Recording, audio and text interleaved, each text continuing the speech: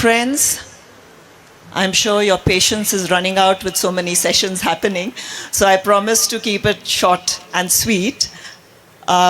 This session is called The Geography of Memory, and the panelists have already been introduced to you, but a one-line introduction once again. Ruchir Joshi, winner of the fiction segment of the Waisau Literary Awards for his book, Great Eastern Hotel. He happens to be a writer and also an award-winning filmmaker. And another fine writer, we have Sheela Tomy here. She's first runners-up with a book, Do Not Ask the River Her Name. This book was written in Malayalam, and then it was beautifully, dexterously transcreated by Ministhy S, who happens to be a translator and also an IS officer of the UP cadre. So she's wearing two hats here. So, Ruchir, Sheela, I'm going to keep it a little short. We have a lot of terrain to navigate, so I would request you all to keep your responses a little brief, much though we would like to hear you elaborate on them. So I'm going to start with a question that goes to the heart of any writing. You know, the inspiration or the creative trigger in a book.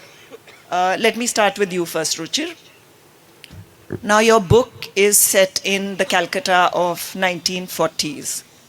It starts with the death of Rabindranath Tagore, right? Yeah. And also you've woven into it a number of themes, you know, different strands of the World War II, for instance, the Bengal Famine. You've talked about the Naxalite movement also. So tell us what made you want to write this story? It was a mistake because Calcutta is such a, at this point in time, in the early 1940s, Calcutta is so eventful. It's such a turbulent period. So many things are going on in the city. There is, it's a cultural capital of all of South Asia. It is the commercial capital, or not capital, but it's in competition with Bombay. All the political parties of India who are hoping to get some share of the pie after independence are all vying and maneuvering and making alliances and stabbing each other in the back. All that is going on. And on top of that, there is a war which is circling around the city. So soldiers are coming in from different countries. First Australia, New Zealand, Africa, Britain, and then later the Americans. So all these things are going on. And the fear of war directly creates the famine in many ways in Bengal. So the famine victims also pour into the city. And then, though the book looks at it in kind of in a negative space, the great Calcutta killings, the whole turbulence and the violence and the blood around partition, all that. And it's the Naxalite movement is mentioned very briefly, but it's actually the Tebaga movement, which is a precursor to the Naxalite movement, where the peasants start demanding of the landlords that we will pay 1/3 of the share of the land, not half, the 1/3 of the produce that we produce, not half the produce as you demand. And that brings in police oppression, landlords, goons oppression, all these stuffs. And the Communist Party joins in the battle against this. And that movement lasts across partition and is cracked down heavily in East Pakistan as well as in West Bengal. So all these are turbulent times. So when I knew it was an interesting period, but when I started researching it, in a sense, it's like trying to write about today. What do you write about? Ukraine, Gaza, what's happening in Burma, you know, in Myanmar. Where do you go?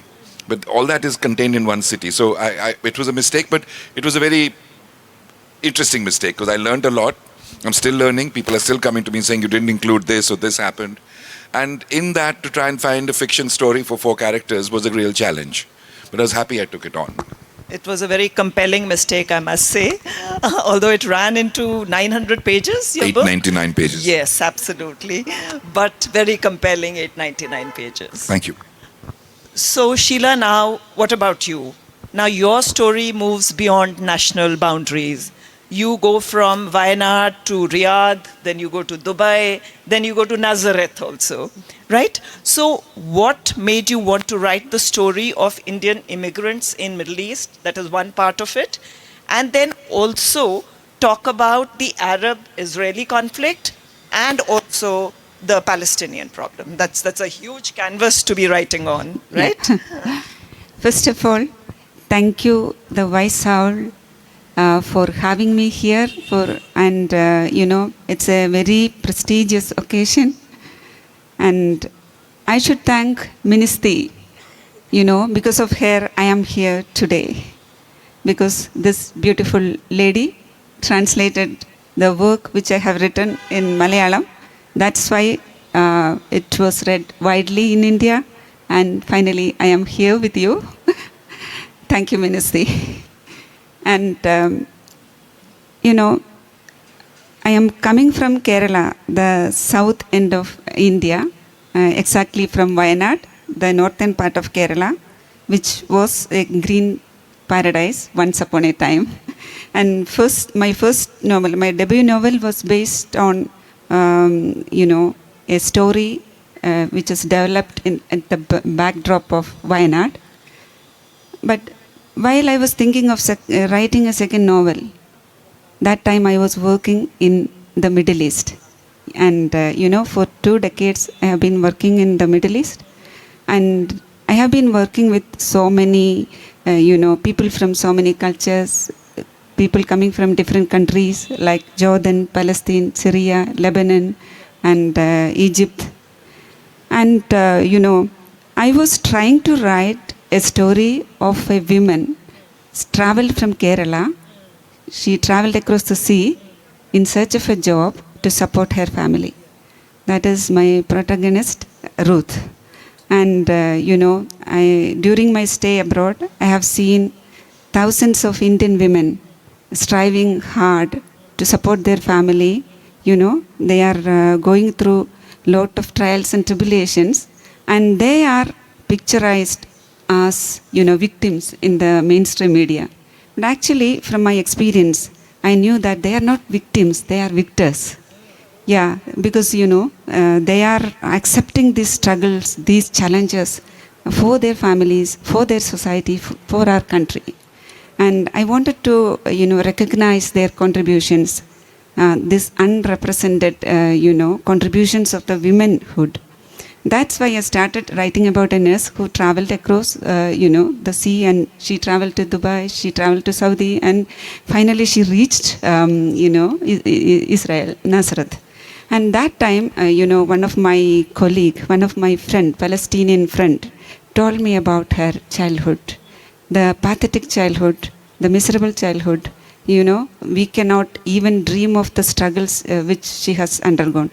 This novel happened, long before the 2023 October incident, or what has been happening in Palestine after 2023 October. We have been seeing, witnessing, the world was witnessing, the unfortunate genocide, or, the oppression and the invasion, in which more than 70,000 people were killed, innocent people were killed, or more than 20,000 innocent children were killed. And those who were left behind now, those children, those children killed by missiles are luckier, because the remaining children or remaining people are struggling to get a drop of water, struggling to get their medical facilities. But my novel came long before that, because of the story told to me, by my friend, Palestinian friend. She was, she was at the brim of losing her job, and then she told me that if I lose my job, there is no place for me to go. You have a country to go back. You have your dear ones to wait for you there, and I have no place to go. And she was, and she said, and the world is not accepting us. There is no one accept us, and we are flowing like rivers through all the countries, and we have no land of our own. And so basically, it's like partly lived experience and partly what you heard from your friends and other Exactly. people around you that sort of Yeah, exactly. triggered your need to tell Yeah, this story, yeah. right? Right. So now I'll turn to Ministhy, and I'm going to ask a very simple question. What drew you to translate the book? The book in the original, which is called Aa Nadiyoda Peri Chodikirada, Do Not Asarva Her Name, is a book about strong women. Kerala has had a history of women going out to support their families, probably much earlier than the men began the exodus. So, a story of women who are strong and resilient, and a very simple woman. We're not speaking about heroines here. She's a simple caretaker. And then the tapestry, which is so sensitive, in which she explores human trafficking, you know,